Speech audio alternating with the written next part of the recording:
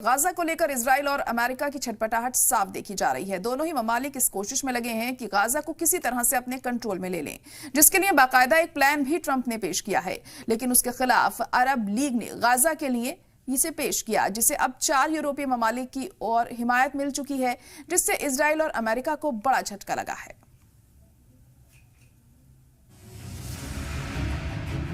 कुछ हफ्ते पहले अमेरिकी सदर डोनाल्ड ट्रंप ने गाजा को लेकर अपना प्लान रखा था। ये प्लान वॉशिंगटन में इजरायली वजीर आजम से मुलाकात करने के बाद रखा गया था। गाजा को लेकर ट्रंप के प्लान में गाजा का कंट्रोल अमेरिका के हाथ में लेने की बात कही गई थी। ट्रंप ने कहा था कि अब वक्त आ गया है कि अमेरिका गाजा को अपने कंट्रोल में ले ले और उसको डेवलप करे। ट्रंप के इस प्लान की अरब ममालिक ने बड़े पैमाने पर मुखालिफत की थी, जिसके बाद मिस्र ने गाजा को लेकर अपना नया प्लान अरब समिट के दौरान दुनिया के सामने रखा। इसी प्लान को अरब लीग के ममालिक ने मंजूर किया था और इसको नाफिज करने के लिए दुनिया से आगे आने के लिए अपील की गई थी। अब इसकी हिमायत में यूरोप के मुल्क भी आ गए हैं। फ्रांस, जर्मनी, इटली और ब्रिटेन के वुज़रा खारजा ने कहा कि वो गाजा के दोबारा तामीर के लिए अरब प्लान की हिमायत करते हैं, जिसकी लागत $53 अरब होगी और जिससे फिलिस्तीनियों को इस इलाके से बेघर होने से बचाया जा सकेगा।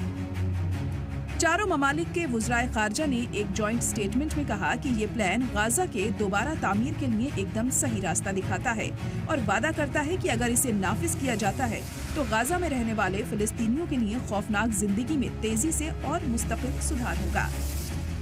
मिस्र की तरफ से तैयार किए गए इस प्लान को अरब लीडरान ने तो अपना लिया, लेकिन इसको इजराइल और अमेरिकी सदर डोनाल्ड ट्रंप ने खारिज कर दिया है।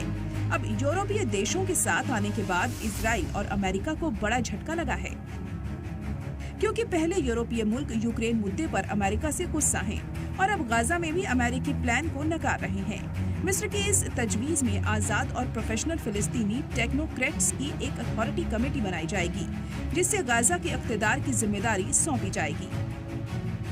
इस प्लानिंग के तहत पहले फेज में $3 बिलियन गाजा पर खर्च किए जाएंगे, जिसमें 6 महीने के अंदर 2 लाख घर और 60,000 इमारतों की तामीर की जाएगी।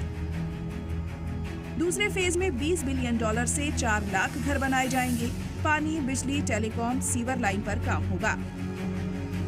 30 महीने के अंदर गाजा की पूरी आबादी को घेरने का प्लान तैयार किया गया है।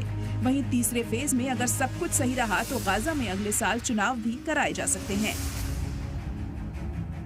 वहीं दूसरी तरफ अमेरिकी सदर डोनाल्ड ट्रंप ने स्कॉटलैंड में वाक़े टर्नबेरी गोल्फ रिजॉर्ट में फिलिस्तीन हामियों ने हंगामा किया।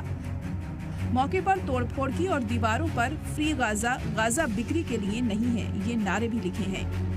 ये वाकया सनीचर का है। फिलिस्तीन हामियों ने गाजा को कब्जे में लेने के बयान पर गुस्सा जाहिर किया है।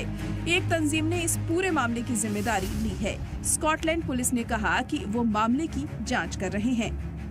ब्यूरो रिपोर्ट, सलाम टीवी।